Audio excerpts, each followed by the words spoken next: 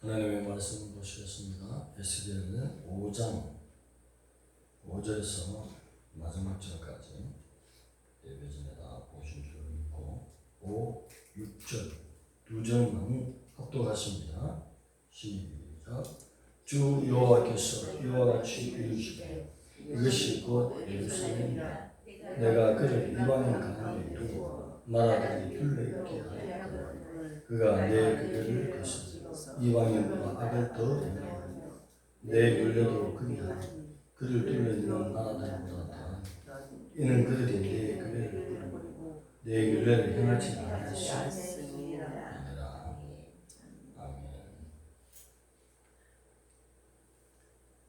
앞장에 보여주셨던 상징적인 행위에 대하여 이제 해석을 내리시는 부분으로 심판을 집행하는 것을 강조하시는 내용입니다. 이곳이 예루살렘이라. 예루살렘의 문자적 의미는 평화의 성읍인 것입니다. 그러면 하나님으로 말미암은 평화가 항상 유지되고 기쁨과 감격과 영광이 있어야 될 텐데 그 영광이 오래가지 못하고 비참한 결과를 가져왔습니다.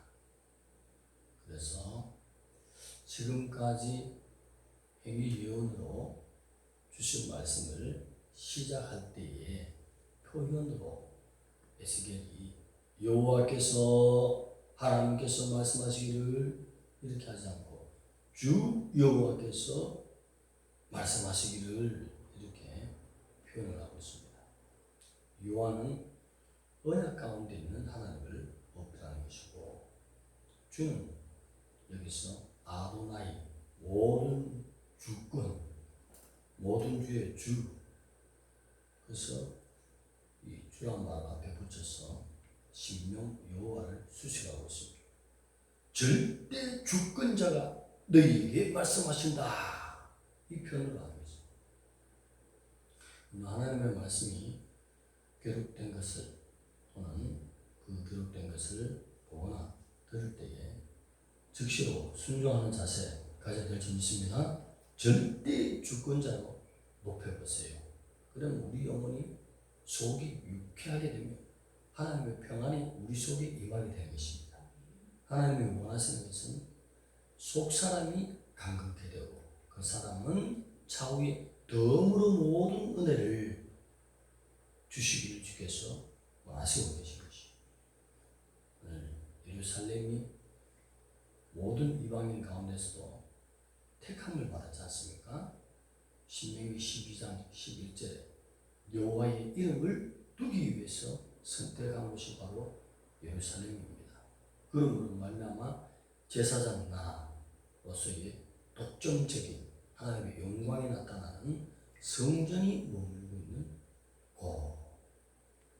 그렇지만은 이방 백성들 못지않게 우상을 섬기는 결과를 가져왔을 때 하나님이 즉시 즉각적으로 처단하시고 심판하셨느냐? 그렇지 않았다는 것입니다. 하나님은 매번 종들을 세워서 외치게 하셨고 돌아오지 않을 때는 하나님의 공의가 쌓임으로 말미암아 비참한 결과를 칼과 기름과 전염병으로 치며 또 남은 자들에게는 뒤따라가서 하나님의 칼이 그들을 친다고 표현이 되어 있습니다. 10절 말씀 보면은 아버지가 아들을 또 아들이 아버지를 잡아먹었다 표현되어 있습니다. 우리로서는 배부른 우리로서는 이해하기 힘들지만 제가 약 한 13년 전에 어떤 목사님으로부터 이야기를 들었습니다. 그 목사님이 직접 본 것은 아닌데 그 목사님 친구가 북한에 갔다가 온 현장 어느 집 가정집에 방문하게 됐는데 장독대에 장독 뚜껑을 열니 간장에 자기 아들이 담겨져 있는 모습을 보여줬다고. 비참한 현실입니다. 우리는 이해할 수 없지만 배가 너무 고프면 그런 현상이 나타난다는 것을 성경이 기록하고 있습니다. 하나님의 공급해 주시는 평화의 은혜가 깨어지거든요. 하나님의 관계가 평화롭게 되지 않으면 모든 수치와 부끄러움과 비참한 결과를 가져온다는 사실인 것입니다. 그의 가증한 일로 말미암아 전무후무한 벌을 내리신다 말씀했습니다. 원어적으로 보면 이전에 행하지 않은 그런 일을 또 행하지 않을 것을 행하게 되었다. 이런 표현을 긴 문장으로 12단어를 썼는데 그것을 간략하게 교육개정에서는 전무후무한 벌을 내린다. 그런 표현으로 적었습니다. 하나님을 가까이 하는 것이 절대 주권자이신 주 여호와로부터 복받는 인생이겠습니다. 우리 인생에 힘이 있어서 주님으로부터 벗어날 수 없습니다. 우주 밖에도 계시고 영계에도 계시고 육계에도 계시고 시간 안에도 계시고 시간 밖에도 계시고 내가 잠잘 때에 꿈속에도 계실 수 있는 능력자인 것입니다. 그럼 완전한 주권을 가지신 주 여호와. 에스겔이 하나님을 말할 때에 주 여호와라고 그렇게 말씀하셨습니다. 주님의 주권으로부터 벗어날 수가 없다. 예배 생활 잘하고 하나님이 주신 이방 백성이 받을 수 없는 보배로운 율례를 받은 것이 이스라엘 백성인 것입니다. 그것을 잘 지켰을 때는 여호와께서 어떤 약속을 주셨습니까? 모든 민족 위에 항상 뛰어날 수 있도록 그 복을 주신다 했잖아요. 근데 그것을 무시하고 세상의 우상을 당하고 심지어는 왕이 우상을 성전 아래로 두고 성전 앞마당 뒷마당에도 두고 이렇게 타락했다는 것입니다. 누가?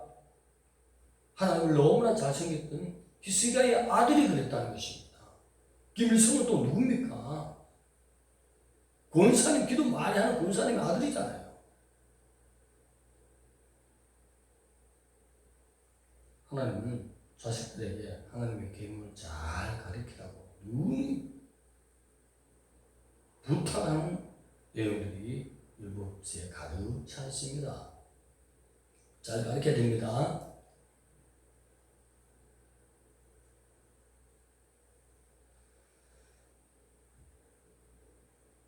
하나님의 놀랍고 크신 사랑만 받아야 되는 예루살렘 백성이 하나님이 주신 특권을 다 거부하게 됐다는 것이. 그럴 때에 하나님도 인내의 천물만큼 천문으로 말미암아 하나님의 공의가 올라왔습니다. 공의는 뭐예요? 잘 신고 잘하는 자에게는 그에 해당되는 복을 주실 것이고 못하고 잘못되는 자에게는 무서운 심판 쳐버리는 것이 공의잖아요. 공의는 너무나 하나님 영광 받으실 것입니다. 못하는 자에게 우상죄를 짓는 자에게 하나님이 좋은 것을 채워주면 정의로운 하나님, 공의로운 하나님이 안 되는 것입니다. 영원토록 영광 받을 하나님의 영광이 19대 왕조로 끝나고 20대 왕조로 끝나는 이런 북이스라엘과 남유다인 것입니다.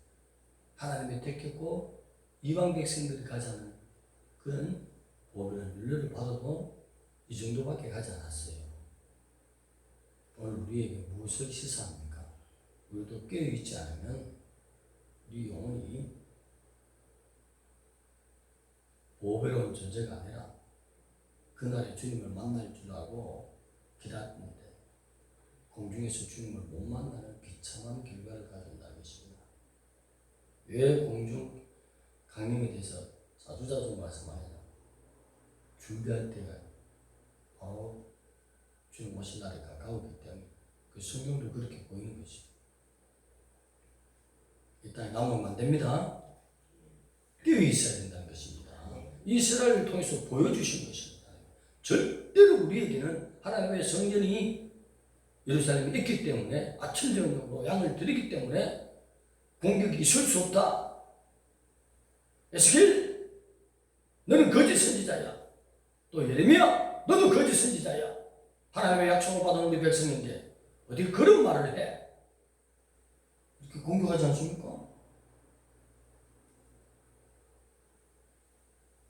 내가 하나님의 말씀을 잘 지켜야 될 줄 믿습니다. 왜 이런 결과를 가져왔습니까? 자기 자식을 먹고 아들도 그 아버지를 먹는 비참한 결과. 절대 주권은 주님 앞에 있습니다. 우상을 섬기지 말아야 했습니다.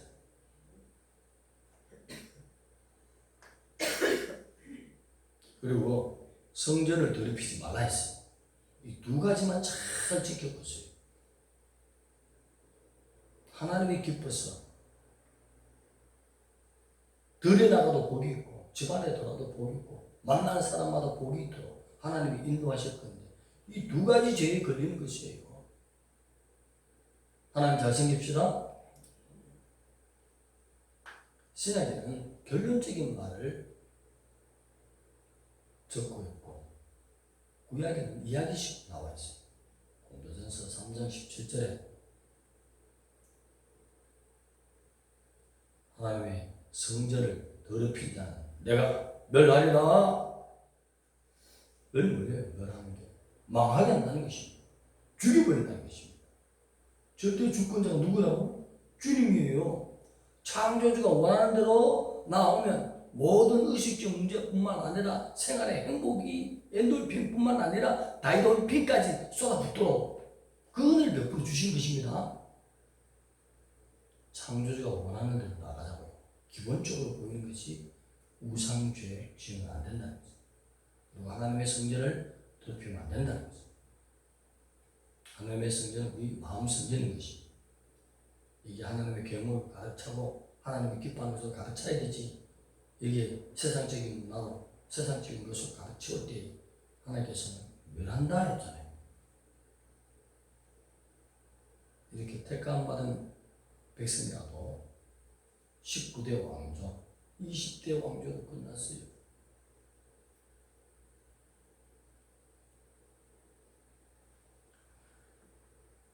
주님 오실 날이 가까웠는데 주님도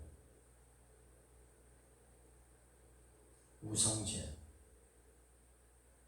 그리고 자기 성전을 어떻게 관리했는지 두 가지를 집중적으로 볼 것입니다. 그러면서 나머지 하나님 원하는 것들을 잘 하는지 주 여호와 절대 주권자이신 그분을 사랑한다면 그분이 말하시는 그분의 입에서 나온 것을 잘 지킬 줄 믿습니다. 절대로 손해보지 않습니다. 오늘 주님 앞에 잘못된 것이면 문제와 같은 죄들도 그 아들의 피에 내놓고 씻으시기 바랍니다. 구약 말씀에는 모든 물건이 피로 말미암아 정결케 된다 했어요. 부정된 것, 악한 것, 죄들 등등 모든 것은 하나님의 완전하신 어린 양의 피로 정결케 되는 것입니다. 매일같이 온다 목사는 두려워서 두뇌, 영혼육, DNA, 잠재의식 제가 생각하지 못한 지에 속한 것까지 잠잘 때도 그렇고 보혈로 덮어주세요. 항상 이렇게 기도합니다.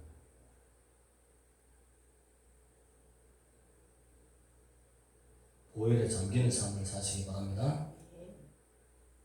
악한 것이 잠잘 때도 들어오지 않습니까? 그러니 항상 주님과 함께 죽은 삶으로 살 때에 아름다운 성전이 우리 속에 있고 우상이 들어올 수가 없습니다. 하나님만 사랑할 수밖에 없어요. 하나님의 참 평안이 내 속에서 보물처럼 펑펑 쏘는 기쁨이 우리 속에서 나타날 줄 믿습니다. 하나님만 즐거워하고 우상죄 절대 짓지 않는 것, 하나님보다 더 사랑하는 것은 우상죄라 했습니다.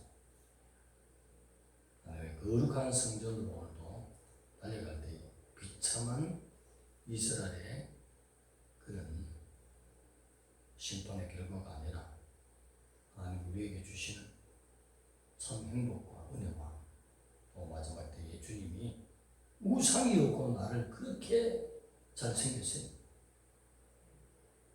내가 너를 공중에서 맞이하리라. 무시무시한 하늘에서 들어올리시는 확실한 결과를 공의 심판으로 보여주실 것입니다. 기도드리겠습니다. 하나님 감사합니다. 공의로우신 하나님, 오늘도 진실로 우리 마음에 주님만 모시고 사는 기쁨이 충만하게 하여 주시옵소서. 주 여호와를 잘 모시고 사는 하나님의 거룩한 백성 되게 하여 주시옵소서. 예수님 이름으로 감사하며 기도드립니다. 아멘.